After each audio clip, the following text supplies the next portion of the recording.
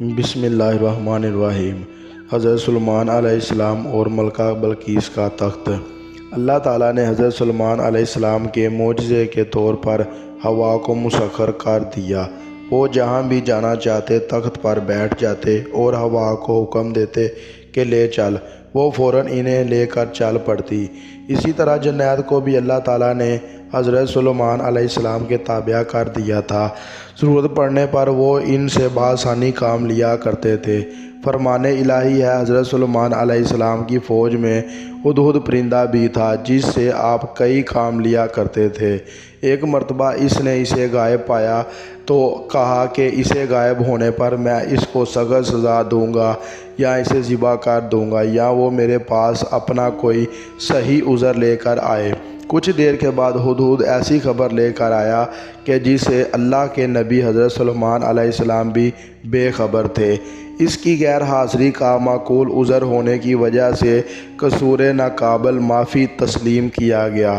ہدہد نے آ کر بتایا، میں نے سبا کے علاقے میں ایک عورت کو لوگوں پر حکمرانی کرتے دیکھا ہے، لہٰذا آپ نے ہدہد کے ذریعے اسے خط بھیجا، جس کا ملکہ بلقیس نے جواب دیا کہ جب حضرت سلیمان علیہ السلام کا خط لے کر ہدہد کا ملکہ بلقیس کے پاس پہنچا اور ملکہ بلقیس کے سامنے حضرت سلیمان علیہ السلام کا خط ڈال دیا۔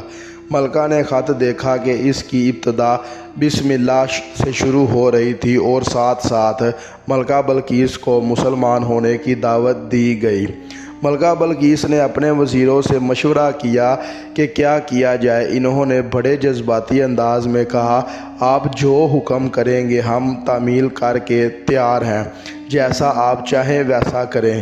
ملکہ بلقیس حضرت سلیمان علیہ السلام کا خط پڑھتے ہی یہ سمجھ چکی تھی کہ ہمارے اندر حضرت سلیمان علیہ السلام اور اس کے لشکر کا مقابلہ کرنے کی صلاحیت موجود نہیں، اس لیے ہمیں ان سے صلح کر لینا بہتر ہے۔ لہٰذا اس نے اپنے وزراء کو کہا کہ بادشاہ جب کسی بستی میں داخل ہوتے ہیں تو وہاں کے معززین کو ذلیل و رسوا کر دیتے ہیں، اس لیے بہتر ہے کہ میں کچھ تحائف دے کر یہ اندازہ لگاؤں کہ وہ بادشاہ ہیں یا کہ اللہ کے نبی۔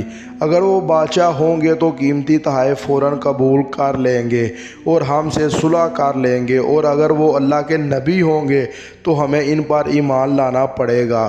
ملکہ بلقیس نے حضرت سلیمان علیہ السلام کو تحائف دیے۔ ملکہ بلقیس کی طرف سے تحائف ملنے پر حضرت سلیمان علیہ السلام ملکہ بلقیس کے بھیجے ہوئے تحائف دیکھے تو قاصد کو یہ کہہ کر واپس بھیج دیا کہ انہیں بتا دو کہ اللہ تعالیٰ نے مجھے خوب مال و دولت سے نوازا ہے، مجھے اس مال و دولت کی کوئی ضرورت نہیں، لہٰذا تم مسلمان ہو جاؤ یا پھر ایسی جنگ کے لیے تیار ہو جاؤ جس جنگ کا تم مقابلہ ہی نہیں کر سکتے۔ اگر تم نے اسلام قبول کر لیا تو ہم تم کو معاف کر دیں گے، اگر تم نے اسلام قبول نہ کیا تو بہت بڑی جنگ کے لیے تیار ہو جاؤ۔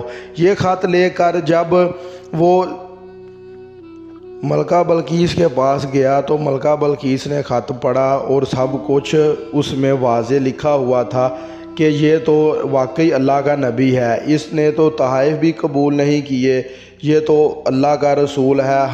اور وہ اپنے وزیروں سے کہنے لگی کہ ہم نے اسلام قبول کرنا ہے یا تو ہم نے جنگ کرنی ہے، جنگ کے لیے تو ہم تیار بالکل نہیں ہو سکتے، لیکن اب ہم نے اسلام قبول کرنا ہے۔ یہ تھی ہماری آج کی ویڈیو، اچھی لگے لائک اور کمنٹ کریں، ہمارے چینل کو سبسکرائب کریں اور ساتھ بیل آئیکن کو پریس کریں تاکہ ہماری ہر آنے والی ویڈیو کا نوٹیفیکیشن آپ تک پہنچ سکے۔ جزاک اللہ۔